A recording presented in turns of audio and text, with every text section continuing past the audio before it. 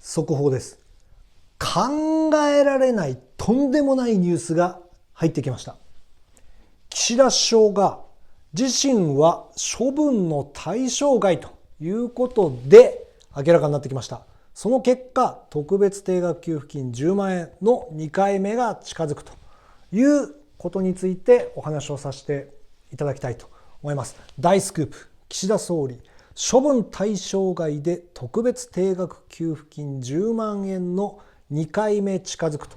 いうことで、給付金の最新情報についてお話したいと思います。で、今日この動画をご覧になっていただいている方は、個人の方でご覧になっていただいている方がほとんどだと思います。で、個人の方で、こういった給付金とか補助金とかが出たら、すぐに申請をしたいと思っている方、できるだけ早く申請をして、できるだけ早く給付をされたい、あるいは確実に給付を完了させたいと思っていらっしゃる方がほとんどだと思います。給付金に関する情報が出ましたら、すぐにこのように動画でお話しさせていただいてますので、新しい情報が出たらすぐに知りたいという方は、ぜひチャンネル登録をしていただければというふうに思います。それでは早速いきたいと思います。まず特別定額給付金ってなんだっけというところなんですけれども、これはコロナ禍2020年の5月にあった全国民を対象に1人10万円を給付しますといったような給付金のことです。で、それの2回目って何ということなんですけれども、これはコロナと同じように今非常に生活が苦しいといったような国民の実感がありますと。で、そういった苦しい状況なので、コロナ禍と同じように1人10万円給付ということをやってくださいという声がめちゃくちゃ上がっているといったようなことです。ただ、岸田首相はこういったコロナ禍にあった1人10万円を給付するといったような給付金については、国難の事態に限りますと、コロナ禍のような国難の事態に限りますというふうに言っています。ただ、国民としてはコロナ禍よりも苦しいといったような現状がありますというところですね。なので、2回目はぜひやってくださいというふうな声が上がっていますと。で、そもそもこの特別定額給付金の1回目、全国民10万円給付といったような給付金は、国民の声を受けて給付が決定したといったような経緯がありますと。もともと1世帯30万円給付ということで閣議決定したんですけれども、その後の世論調査で国民がいやいや1人10万円給付やってくださいよという声をたくさん挙げたということですね。で、その国民の声を受けて、公明党が自民党に提案をしに行ったと、突き上げたということですね。で、あるいは自民党の中でも若手の議連だったりとか、あるいは他の党からもですね、こういった国民の声がありますので、1人10万円給付やってくださいということで自民党に提案したと。で、その結果、自民党はこの閣議決定を組み替えて1人10万円で決定したというふうな経緯がありますと。さあ、この国民の声を汲み取って一度決定した閣議決定を組み替えたというこの特別定額給付金の1回目なんですけれども、同じようにこの国民の声を受けて、2回目を実施していくということはあり得るのでしょうかというところですね。実際に10万円給付というものを言っている政党もあります。国民民主党は1人10万円給付ということで言っています。れいわ新選組は春夏秋冬、いわゆる四半期に1回ですね、3ヶ月に1回10万円を給付すると、その財源もありますということを言って政策にしていますと。ただ、この国民民主党もれいわ新選組も野党にとどまっているというところがあります。先ほど言ったように、1回目はですね、自民党ですとか、あるいは公明党で検討していったと。その結果、10万円給付が実施されたということにあるので、なかなかこの野党では難しいんではないかなというふうに考えがちですと。ただ、これを大逆転して、給付といったような形になるシナリオについて、これからお話しさせていただきたいというふうに思います。もう一度確認なんですけれども、国民の声としてはコロナ禍よりも苦しいといったような現状があります。岸田首相はコロナ禍のような国難でないと10万円給付はやりませんと言っていますと。ただ、国民の声、あるいは実態としてはコロナ禍よりも苦しいといったような現状があります。それは物価が上がっているのに給料は上がっていないということに他なりませんと。物価、例えばスーパーに行っても2割3割去年よりも 20%、30% 値上がりしている。これはもう当たり前になってきました。であるにもかかわらず給料は上がっていないと。よく新聞でベア 5% といったような形で去年よりも 5% 上がっているというふうな企業もあるということで報道されていますが、あくまでそれは大手の企業に限ったことです。我々一般的な国民の大半が勤める中小企業というのはほとんど給料が上がっていないといったようなことが現状です。で、そのベア 5% というのもからくりがあって、実はそのうちに基本的なベースアップですね、3% といったようなこととか 2% とか、もともと上がる予定だったものも含まれて 5% といったような形になっているので、実際は大手の会社でもわずかな給料がアップしたというところにとどまっていて、さらに中小企業に限ってはほとんど上がっていないと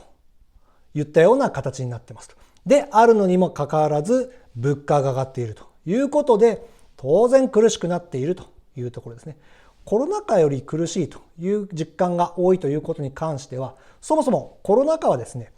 飲食業とか、あるいは旅行業、あるいは交通に関するような仕事をされている方は当然外出制限とかありましたので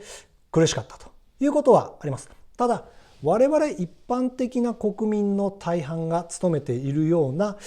会社についてはコロナ禍よりも実は苦しいといったようなことが実感なのではないでしょうか。その旅行業、飲食業、あるいは交通業といったところは、当然コロナ禍は苦しかったと思います。ただそれ以外の仕事に従事している一般的な国民にとってはコロナ禍よりも苦しいといったようなことが言えると思います。でその結果めちゃくちゃ低い支持率になっているといっ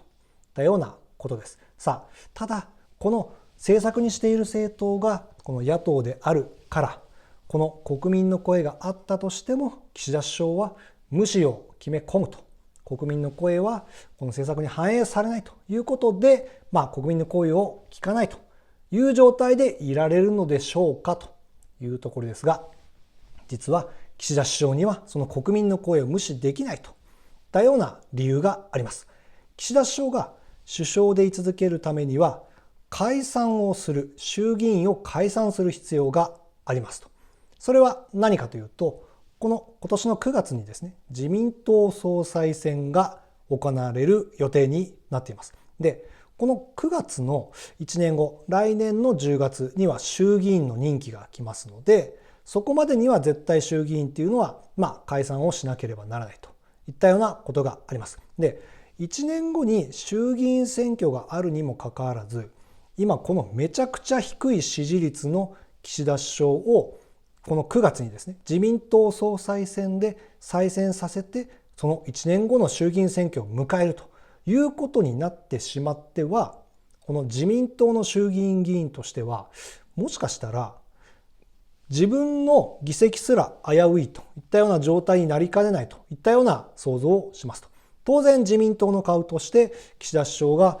総裁選に勝ち首相として居続けて衆議院を迎えるということになれば、自民党の顔で選挙を迎えるので、自分の選挙区にもし岸田首相が応援に来ようもんなら逆に足を引っ張られかねないと、なんなら票が減ってしまって落選しかねないということで、当然この9月の自民党総裁選で岸田首相をすげ替えるということを考えるに決まっています。なので岸田首相としてはこのまま自民党総裁選9月を迎えたのでは、総裁として再選することができずに首相として終わってしまうということになるというところですね。なので岸田首相はこの国民の支持率と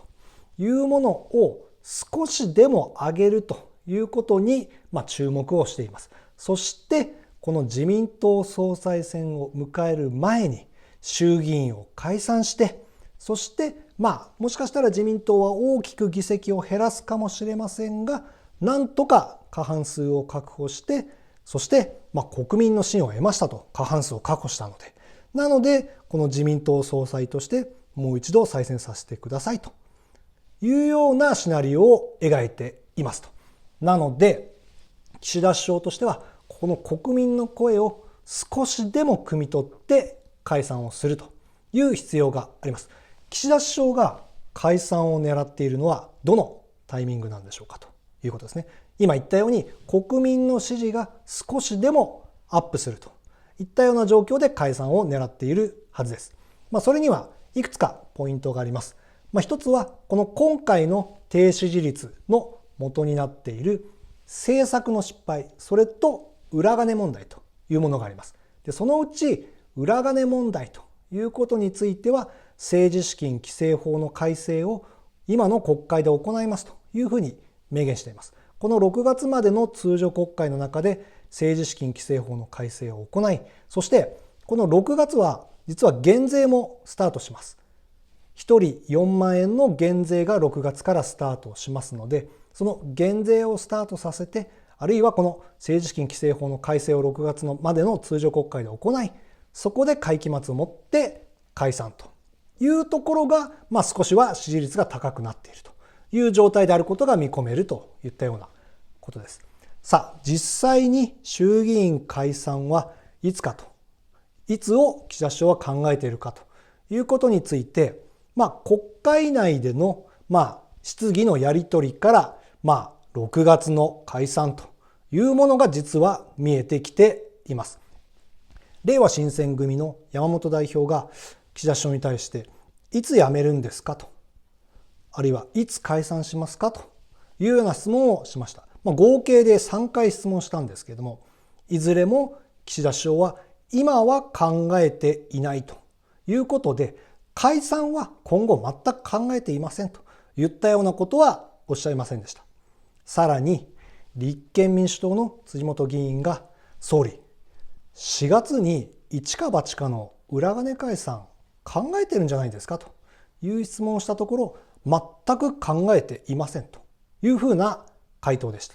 さあ、この2つの回答、もし岸田首相が全く嘘をついていないということであれば、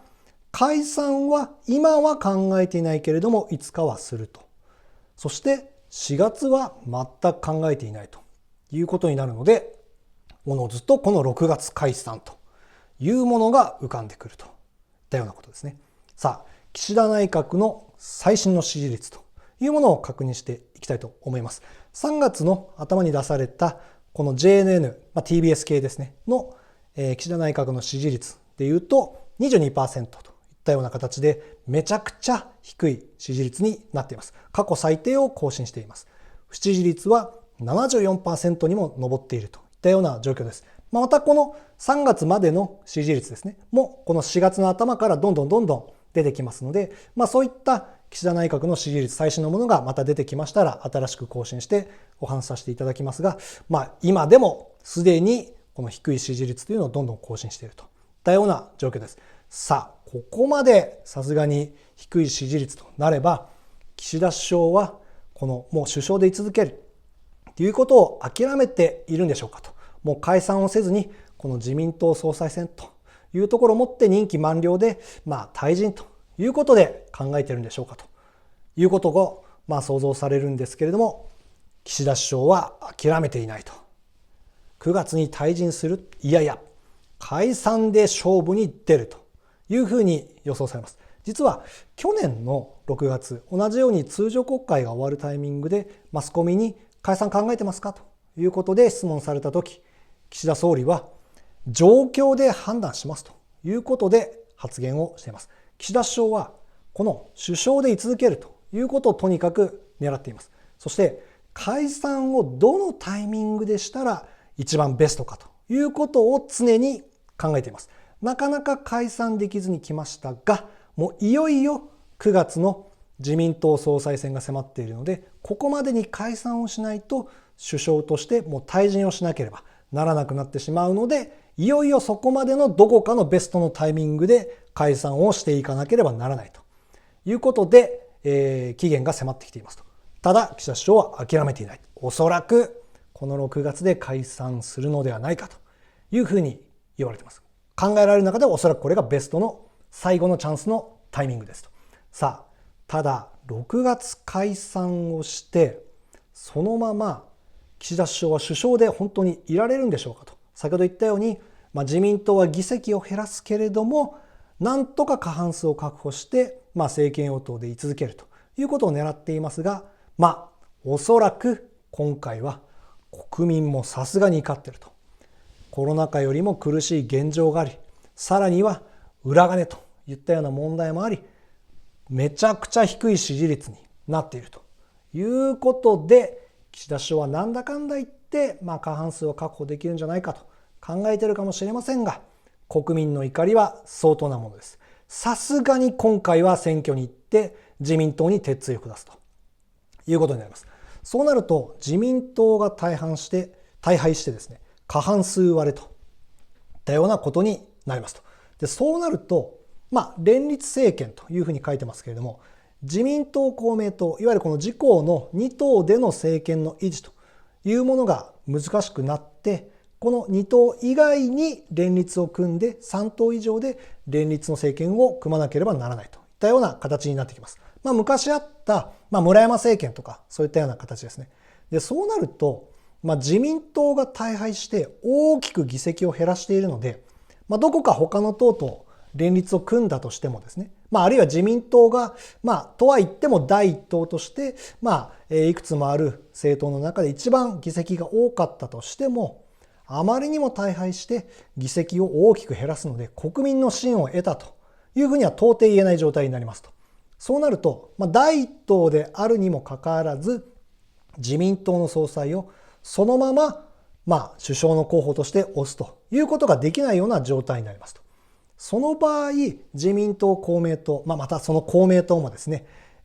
なかなかやっぱり組織票の問題っていうのもありますので、なかなか公明党の代表をその首相として推すっていうのはなかなかちょっと難しい問題もあったりとかしますと。なので、それ以外に組んだ政党ですね、あるいは国民の支持をある程度得て議席を大きく伸ばして、その上で自民党、公明党と連立を組んだ政党の代表が首相として推されて首相になるということも十分に考えられるということです。さあ、その場合、おそらく連立を組むのは国民民主党というふうに言われています。立憲民主党であるとか、あるいは維新が自民党、公明党と組むということはなかなかちょっとここまでの言動を見ても考えられないというところがあります。国民民主党は、昨年ですね、自民党、公明党と連立を組んで、与党になるということも一時調整されたということが噂されたこともありますので、比較的与党に近い政党であると。で、さらには政策によっては自民党に賛成するというようなことを言ったりとか、あるいは予算に賛成したりといったようなこともありますので、国民民主党は比較的自民党、公明党に近い政党であるということが言えます。で、そうなると本当に連立を組んで国民民主党の玉木代表が首相として推されて、晴れて総理大臣という形になるということも考えられますと。国民民主党の政策おさらいしたいと思います。先ほど言った1人10万円給付といったようなところと、消費税減税というものも政策の柱にしています。実際に去年の11月に参議院に消費税減税法案というものを提出していますので、国民民主党の柱の政策としては10万円給付、あるいは消費税減税といったようなところです。で、この消費税減税というのは、この給付金に関するような動画を出させていただくと、やはり大きく、多くですね、意見をいただいている、政策のうちの一つです。消費税減税をとにかく望むという声が多くあります。で、その消費税減税が望まれる理由というものを、4つにまとめてみました。消費税の負担が大きいですとか、経済的影響の持続ですとか、消費の刺激とか、税負担の公平性というものを言っていただく意見が多いです。とにかく消費税っていうのは物を買うということについて、毎回必ず 10% かかりますというものなので、その負担が大きいというような意見だったりとか、あるいはそれがなくなるということであれば、経済的影響は持続して、還元されるものが大きいし、あるいは消費の刺激にもなりますといったようなお声ですね。あるいは所得税のように収入が多い少ないということに応じて税額が変わるということではなくて、消費税の場合は同じものを買った時に同じだけ税金がかかりますと。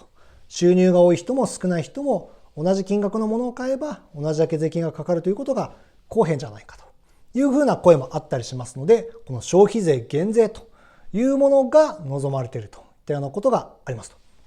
さあ、国民民主党に聞いてみたということで、もし国民民主党が本当に連立に入って玉木代表が首相になった場合、この10万円給付、消費税減税というものを本当にちゃんとやっていきますかということを質問しました。今お話したようなこのストーリーあり得ると思うんですよねと。岸田首相はおそらく解散をしなければならない。ただ国民はめちゃくちゃ怒ってますと。なので自民党大敗、そして国民民主党も含めた連立を組むというストーリー十分考えられますと。その場合、国民民主党は10万円給付、消費税減税を柱の政策にしていますが、玉木代表が首相になると、あるいは国民民主党が与党入りといったようなことになった場合、ちゃんとその政策やっていきますかということで質問しました。玉木代表はいらっしゃらなかったので、本部の方のお話だったんですけれども、衆議院選挙に向けてブラッシュアップしていきますけれども、この柱の政策、10万円給付、消費税減税ですね、はブレる可能性は低いと思いますというお話をいただきました。なるほどと。信じますよ、国民民主党ということで、国民民主党がもし与党入りということになれば、こういった政策をきちんと推していくというふうなお話ですと。ただ全ては衆議院選挙、とにかく選挙にかかっているということがあります。ただ、この衆議院選挙というものは、やはり小選挙区が大きく議席の割合を占めているので、なかなか一気に与党をひっくり返しにくいといったような現状もあったりします。小選挙区制度の闇というふうな書き方させていただきましたけれども、どういったような闇があるのかというところですね。で、結局地元推しに入れてしまうということがあったりとかします。例えば、自分の地元の小選挙区の立候補している、例えば議員、あるいは今衆議院の議員ということがそういった議員がですね、例えば自民党に属していて、裏金をやってたという場合があったとします。例えばここは、千葉4区なんですけれども、千葉14区に野田さんは行ってしまいましたけど、前回まで言った例えば、野田元総理が、例えば地元の小選挙区の衆議院議員であったとしますと。で、その野田さんがもし自民党に属していて、裏金やってたという場合でも、野田さんはめちゃくちゃ人気があって、地元でももう得票率はめちゃくちゃ高いので、もし裏金をやってたとしても、あるいは自民党の議員だったとしても、慣習で裏金やっちゃったのねということで、もしかしたら地元の人はまた入れてしまって再選してしまうという可能性もあり得るということです。なので、小選挙区なんで結局自民党にいたりとか、あるいは裏金やってたとしても、意外と当選してしまう割合も高いんじゃないかということですね。で、それから、今言ったように与党アドバンテージというものもあったりします。地元の推しの議員、地元から推して当選する議員は、ぜひ与党であってほしいというふうな思いが、投票する人に働いてしまうということですね。やっぱり地元の小選挙区で当選した議員は、与党であると、いろんな政策、地元にとっていい政策をしてもらいやすいんじゃないかというふうに思いがちというところもあったりします。実際そういった面もある程度あるんではないかなというふうも予想されるので、その与党アドバンテージ、与党がそのまま政権をひっくり返すということが予想されるぐらいのことがなければ、結局勝ってしまう、地元の人もそのように与党になりそうな候補に投票しやすいというところがあります。それから擁立されていない選挙区があるということもあります。これは例えば、ちょっと前で言うと維新とかが大阪ですごい人気になった時、全国的な世論調査がされても、維新っていうのはある程度、評価を得てたと、人気があったんですけれども、なかなか関西地区以外の地域小選挙区では、その候補が立候補してない、擁立されてないということがありましたので、なかなか全国的に立候補者を立てないと、そういった与党以外の党がなかなか伸びにくいということがあったりとかします。自民党はとにかく全国、津々浦々の小選挙区、もうほとんどの小選挙区に立候補者を立てるので、大きく議席を取りやすいといったようなことがあったりとかします。それから野党共闘っていうふうなことがなかなかもうそもそもふざけてるというところがあったりします。例えばこの野党共闘っていうのは自民党以外だと、自民党ではないと、自民党には投票したくないという人は、例えば立憲民主党、共産党、例えば国民民主党とか維新とかたくさんありますけれども、そういったいろいろな野党の政党の中で候補を決めますので、それがどの党であってもとにかくその候補に投票してくださいという考え方ですね。で、そもそもその人の政策とかその党の政策に納得をして投票するというのが選挙であるので、この野党共闘で自民党じゃないんだったらもうこっちで決めたこの政党のこの候補に入れてね、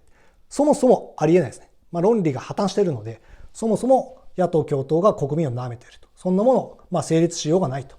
いうものもあります。で、それから昔はよく例えば自民党がちょっと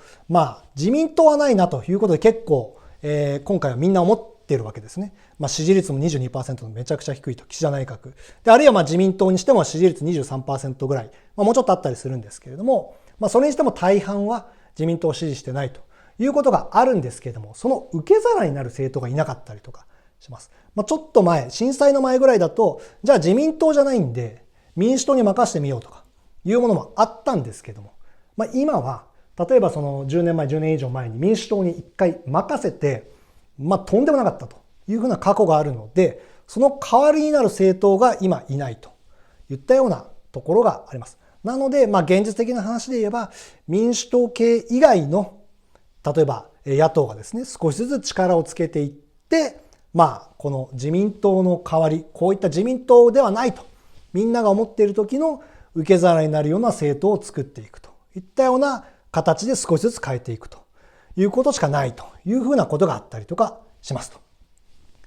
じゃあどうすればいいのかということで、少なくとも比例で絶対どこかに入れるということがあります。例えば、先ほど言ったように野田さんが地元で候補としていて、自分の地元としては野田さんにまず票を入れたいと。で、ただ一個の例ですけど、立憲民主党じゃないなともし仮に思った場合、その立憲民主党じゃないから比例はもう白票で終わりということではなくて、少なくとも自民党以外のどこかの党には絶対入れるっていうふうなことですね。で、そうすることで自民党以外の候補が比例で議席を獲得するという可能性がアップするので、とにかく比例で絶対どこかに入れると、白票にはしないと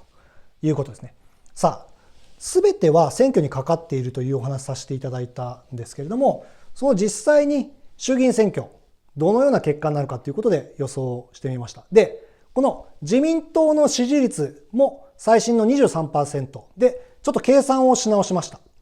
さらに自民党が大敗して過半数割れするといったような可能性が高まってきました。自民党はとはいえ実は結構小選挙区で各地域全国津々浦々でちゃんと勝って議席を獲得してきているという強さが実はあったりとかします。260議席衆議院の議席を自民党は持っています。そのうち小選挙区は190ということで、かなり多くの小選挙区で勝ってきているというところがあります。衆議院議員っていうのは定数が465なんですけども、そのうち小選挙区は289です。その割合よりも高い割合で自民党は小選挙区の議席というものを持っています。なので先ほども言ったようにちゃんと地元で勝ってきているっていう強さが自民党にはもともとあるというベースがあるんですけども、ただ今回は国民も本当に怒っているということ、そしてこの最新の支持率というものを反映させて、また新たに衆議院の選挙の結果というものを予想してみました。まず小選挙区190います。比例区は70います。合計で260議席を自民党は持っています。で、その190議席の小選挙区190議席のうち、裏金議員50議席とそれ以外の議員140議席に分けましたと。で、このとにかく小選挙区の裏金議員50人を半分負けさせるというところがポイントになってきます。もっと言うと、この小選挙区で裏金議員50人を半分負けさせるということがもしできないとするならば、今回この自民党が大敗して、過半数割れということが実現しないということになってきます。少なくとも裏金議員は半分負けさせるといったようなところがポイントになってきます。そして、5割減るということで25議席に減ったとしますと。で、小選挙区それ以外の140議席については、先ほども言ったように自民党とはいえ、裏金やってないということであれば、意外と先ほど言った小選挙区はそもそも強いというものがあるので、意外と8割ぐらい勝ってきて2割ぐらいの、議席の減というところにとどまるんじゃないかと、112議席ということで予想しました。それから比例区ですね。この比例区っていうのはもう当然この国民の世論調査っていうものが大体そのまま反映されるので、今の最新の支持率、自民党は 23% 国民の支持を得ているので、その 23% を比例区はですね176議席あります。衆議院の議席定数465のうち176が比例区の議席ですので、その176に 23% をかけると40議席といったような形になりますということで、この小選挙区の裏金議員、それ以外の議員、あるいはこの比例区で獲得するであろう議席を合わせると、合計でですね、ごめんなさい、これ計算間違ってますね。こうなので、152議席と25議席なので177議席ですね。177議席といったような形になります。そして公明党は与党なんですけれども、今回の裏金は全く関係ないというところがあります。それから公明党っていうのは結構比例区の割合が高いです。32議席持ってるんですけども、そのうちほとんど23議席は比例区です。で、公明党っていうのはそもそも組織票でガチガチ強いので、この23議席っていうのはもしかしたらそのまま獲得してくるんじゃないかと。で、あるいは小選挙区も9議席あるんですけども、この小選挙区もその公明党のその小選挙区の地域でガチガチに強かったりするので、意外とそのまま獲得してくるんじゃないかなということで予想をしました。公明党は先ほど言ったように裏金全く関係ないので、177議席と32議席合わせて209議席といったようなところで衆議院の選挙の結果の予想というものをしてみましたということで、この465議席の過半数233を大きく割り込んで晴れて過半数割れと、自公で209議席ということで、過半数割れが達成されると。とにかく国民が怒って選挙に行って裏金議員を半分落とすということによってこの結果が生まれるといったようなことになってきます。さあ、そうするといよいよ実現が近づいてきました。この国民民主党も連立入りというところなんですけども、その国民民主党、もう一回聞いてみました。どのような形で本気ですかというところですね。国民民主党の本気度ということで、今立候補者どれぐらい立てようと思ってますかということを聞いてみました。前回は立候補21名に対して当選が11名といったような形でした。これでもすごいんですよね。結構半分以上当選してます。で、今回は、実はこの11名当選した議員のうち、実は4名ぐらい離反してます。前原さんをはじめとして、3名4名が国民民主党から外れて新党だったりとかものを作るということで動いています。今は現職7名といったような形になってますけれども、この4名はですね、もともと国民民主党で当選したということであれば、一回失職して国民に信を問えというふうなお声があるっていうのも承知してますし、私もそうだなというふうにもちょっと思う部分はあるんですけども、いずれにしても今は7名といったような形になっていますと。で、さらに国民民主党のホームページを見ると、23名の立候補として、立候補者をこの擁立するっていうふうなことで推薦しますということで書かれているので、合計で30名ぐらいですかということで、国民民主党に聞いてみたところ、国民民主党の本部の方は、今のところそうなんですけれども、これ以外にも、例えば地方の議員とかもいらっしゃったりとか、もっともっと擁立していく、立候補者を公認していくといったような予定でありますと。で、できれば40名を超えるような議員を、立候補させたいというふうに思っています。擁立したいというふうに思っていますというふうなお話でしたと。なるほどと。ということは、現職7名もいますし、前回と同じような勢い、あるいは今回はさらに勢いがあるので、30名を大きく超えるような当選者が出るといったような可能性も出てきましたというところですね。そうなると、この30数名、議席を確保して、そしてこの自民党公明党209議席というところと組んでいって、政権を作っていくと。3党の連立政権といったような形も実現に大きく近づいてきているといったようなところです。さあ、今日一番最初にお話しした大ニュースとしてですね、この岸田首相の大雨処分というものがありますと。で、それは先日お話しした岸田首相がこの令和4年の6月に開催した自身の政治資金パーティーに新たな疑惑が生じて、それが告発をされていたと。広島地検に告発をされていたということについての情報に加えて、さらに裏金議員85人中39人だけしか処分をしないといったような大雨の処分というものが明日決定しそうだという情報も入ってきました。さらにここで驚愕のニュースとしては、なんと岸田首相は自分は処分の対象外におそらくなるという情報まで入ってきました。あれほどのことがあり、自分は派閥のリーダーから直前になって、捜査が入る直前になって抜け、そしてさらに自身の政治資金パーティーに新たな疑惑で告発をされていながら、全く処分をされないといったような甘々な対応ということが明らかになりました。これは国民は考えられないということで大激怒しているといったような状況です。最新の世論調査入ってきました。JNN、こちらの世論調査と同じように TBS 系ですねの世論調査によると、岸田総理も処分を受けるべきだというふうに考えている国民が 61% ということで、ますますこの岸田首相がこの自民党総裁選の前になんとか衆議院を解散して議席を減らすものの、国民の支持は小選挙区なんである程度得られるだろうということで目論んでいる自民党公明党で過半数確保に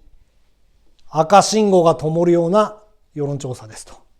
国民としては本当に怒ってますよと。岸田首相も処分を受けるべきですよというふうに言っています。これをもし無視するということであれば、